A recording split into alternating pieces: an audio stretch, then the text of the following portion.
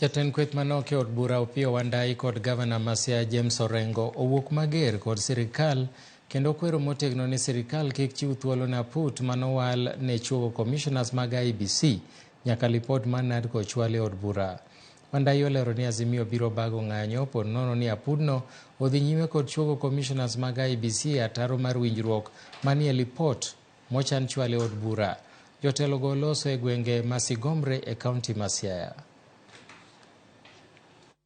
Now understand that some people are pushing for the reconstitution of the IEBC through an IEBC selection panel that is now for all intents and purposes moribund. Any attempt to reconstitute the IEBC outside the framework that has been established by NADCO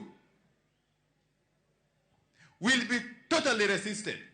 How would you want a good IEBC if you know an IEBC that works according to your script can make you win an election?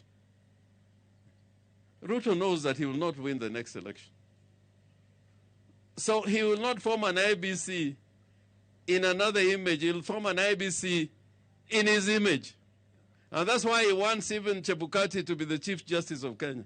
He wants a court in his image. Sirikal ogolo siem kendo buogo ka okenge mag chik